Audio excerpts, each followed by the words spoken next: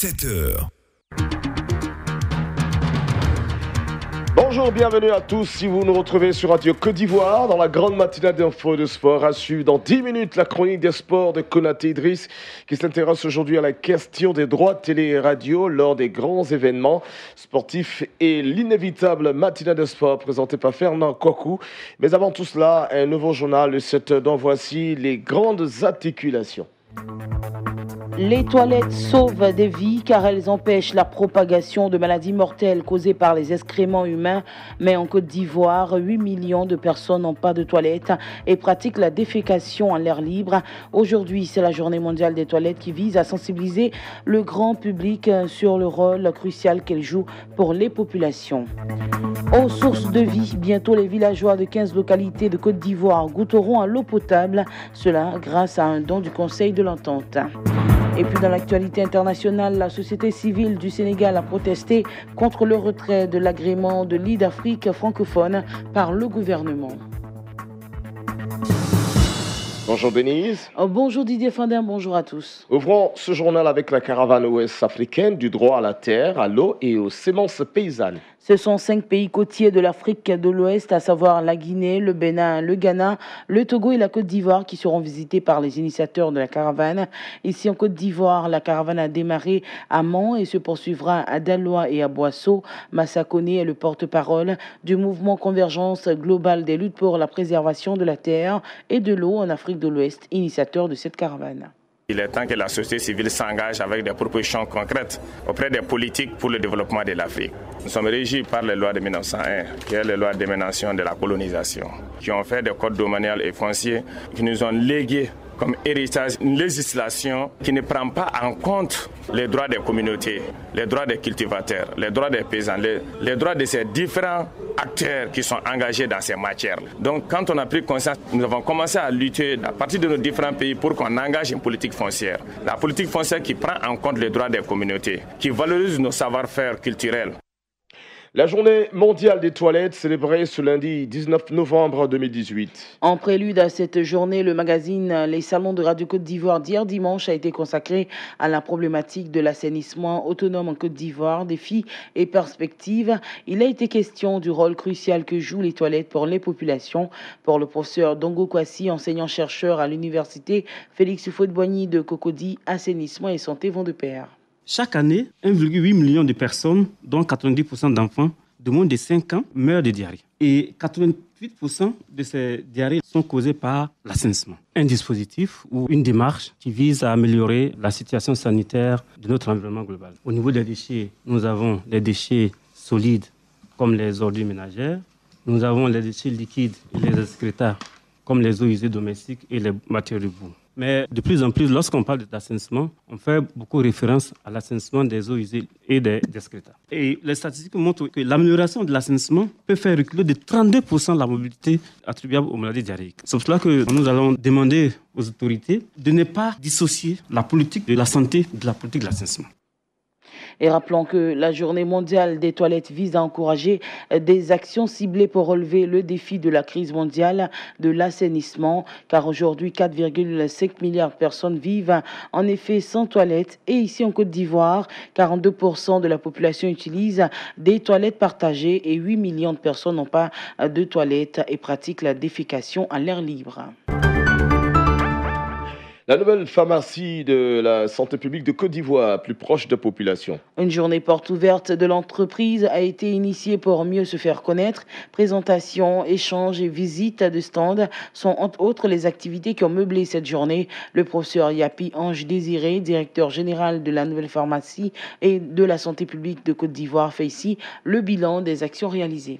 Bilan très positif parce que nous avons multiplié par 3 le volume des médicaments que nous avons mis à la disposition des populations, parce que nous nous apprêtons à partir de 2019 à faire une baisse substantielle des prix des médicaments dans le cadre de l'amélioration de l'accessibilité financière. Bilan positif également parce que nos ressources humaines sont toujours aussi déterminées à pouvoir donner le meilleur d'elles-mêmes pour pouvoir remplir la mission. Dans le premier semestre de l'année 2019, l'agence l'agence de Bouaké sera fonctionnelle. Ensuite, planifier l'agence de Gagnoa, celle de Korogo et puis celle d'Abengo. Deuxième perspective importante, c'est l'important projet sur la traçabilité des médicaments pour lutter efficacement contre les médicaments de qualité inférieure et falsifiés, qui va permettre aux populations, quand elles ont une boîte de médicaments, de savoir si ça vient du circuit licite ou si c'est du circuit illicite pour que leur santé soit préservée.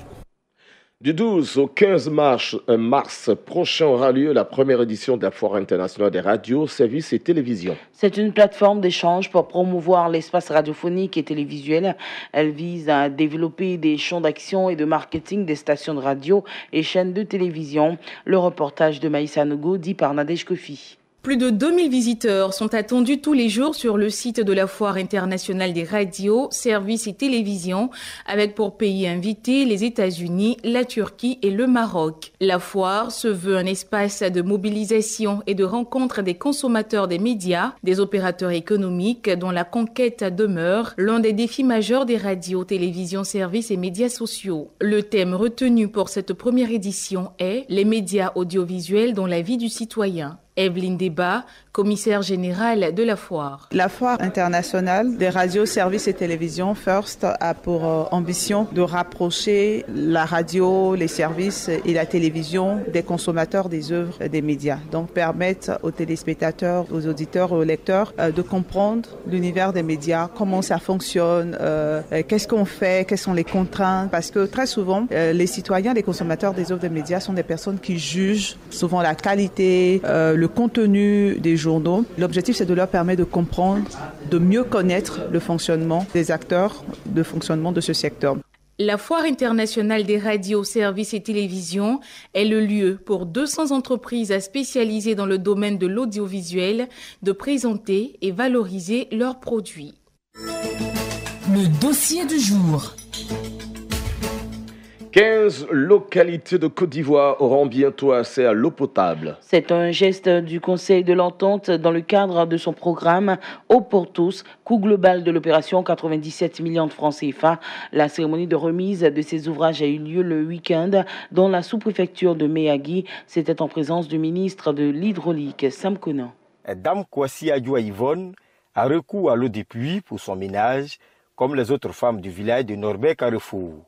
Chaque matin, à l'aide de sa puisette, elle remplit ses récipients. Chaque matin, on va au puits, on puise l'eau, on remplit les marmites et les assiettes. C'est ça, on prend pour se laver, on prend pour préparer. C'est pas propre, non, c'est débrouille avec ça. On veut qu'ils n'ont qu'à nous donner l'eau propre. On n'a pas l'eau propre pour boire. Cet appel a été entendu par le gouvernement. Une pompe à motricité humaine à Norbert-Carrefour, la joie des populations. Et cette pompe villageoise est le fruit d'un partenariat entre l'État de Côte d'Ivoire et le Conseil de l'Entente.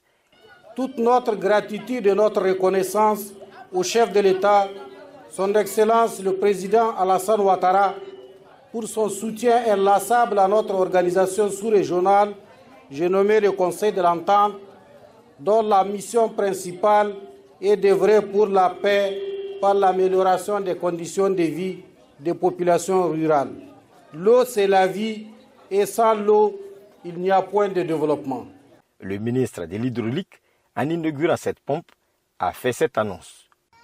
Nous sommes heureux de pouvoir bénéficier de cet appui du Conseil de l'Entente. Autour du programme Eau pour tous, il est prévu l'entretien et la maintenance de l'ensemble des pompes à motricité humaine sur toute l'étendue du territoire. En outre, d'ici quelques mois, ce sont environ 6000 forages alimentés par des systèmes solaires qui seront réalisés dans les 31 régions de notre pays. Ce sont au total 15 pompes villageoises dans 3 départements, Abouasso, Dabakala et Méagui, qui sont remises à la Côte d'Ivoire par le Conseil de l'Entente dans le cadre du programme pilote d'hydraulique villageoise du Conseil de l'Entente. L'actualité hors de chez nous, les dirigeants du continent se sont mis d'accord hier dimanche à Addis Abeba pour reformer l'Union africaine. Ils étaient réunis depuis samedi dans la capitale éthiopienne. 22 chefs d'État et de gouvernement avaient fait le déplacement en personne. Cette refonte est censée rendre l'institution plus efficace, par exemple en se partageant mieux le travail entre l'Union africaine, les organisations régionales et les États. L'exécutif va aussi être revu. La commission de l'Union africaine va passer de 10 à 8 membres. Elle a donc vocation de devenir plus indépendante. Et puis la société civile du Sénégal a protesté contre le retrait de l'agrément de l'île d'Afrique francophone par le gouvernement. Cette association est un des gestionnaires du mouvement citoyen Y en a marre. Sans elle, le collectif critique envers le pouvoir se retrouve privé de la majeure partie de ses ressources financières.